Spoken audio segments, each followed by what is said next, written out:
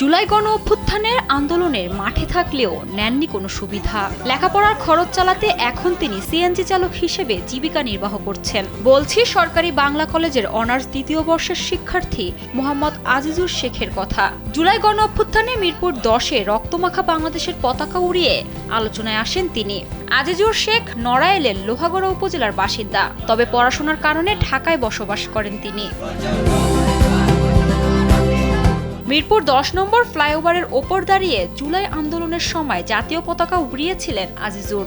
সেই পতাকা এখনো যত্ন করে রেখেছেন তিনি। তার দাবি, আন্দোলন করেছেন দেশের জন্য, কোনো ব্যক্তিগত সুবিধা পাওয়ার জন্য নয়। জুলাই আন্দোলন করেছি, দেশের জন্য করছি। এই না যে আমার জুলাই বিক্রি করে চলতে হবে বা জুলাই বিক্রি করে চলতে হবে। আমার কাছে একটা পতাকা রয়েছে যেটা 34শে জুলাই 4 আগস্ট আপনারা দেখতে পারেন মিরপুর 10 নম্বরে আন্দোলন ভয়াবহ হয়েছিল। ওই দিন আমি বিকালে ওই দিন আমার 4 আগস্ট একটা বিজয় ধরিনি, তো ওই দিন আমি বিজয় পতাকাটা উত্তোলন করি। আমার সেই রক্তমাখা পতাকা আমি এখনো আমার কাছে আগলে রেখেছি। আমার এই রক্তমাখা পতাকা আমি আমাদের চেয়ারম্যান স্যার এবং বাংলাদেশের গণপ্রজাতন্ত্রী সরকার বর্তমান মাননীয় প্রধানমন্ত্রী জনাব তারেক রহমানের হাতে আমি তুলে দিতে চাই।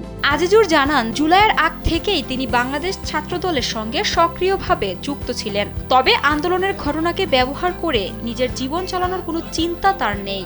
আপনারা দেখে থাকবেন যে 5 তারিখের পরে একজন রিস্কালা সেলুট দেওয়া ব্যক্তি, তার এখন পা যায় সবসময় রাজতে। তিনি যে একটা হাতে ঘড়ি পরে, সেই ঘড়ি হয়তো আমার 3-4 জনের ইনকাম, তার যে একটা ঘড়ি পরে। পড়াশোনার পাশাপাশি হালাল উপায়ে উপার্জন করাকেই তিনি সবচেয়ে বড় পরিচয় মনে করেন। ভাড়ায় নেওয়া সিএনজি চালিয়ে বিকেল থেকে রাত পর্যন্ত কাজ করেন তিনি। প্রতিদিন গ্যাস ও ভাড়া বাবদ প্রায় 1000 টাকা খরচ হলেও যা আয় হয় তা দিয়ে নিজের পড়াশোনা ও জীবনযাত্রা চালিয়ে নিচ্ছেন। দুনিয়াতে কোনো কর্মই ছোট নাই, নবীজির শিক্ষা করোনা ভিক্ষা। তো এই কথাটা মাথায় রেখেই আমি পড়াশোনার পাশাপাশি একটা হালাল উপায়ে হালাল ভাবে আমি উপার্জন করতেছি। এর আগে আগারগাঁও শেরেবাংলা এলাকার ফাস্ট ফুডের দোকান দিয়েছিলেন আজিজুর। তবে চাঁদা দাবির কারণে সেই ব্যবসা চালিয়ে যেতে পারেননি বলে অভিযোগ করেন তিনি।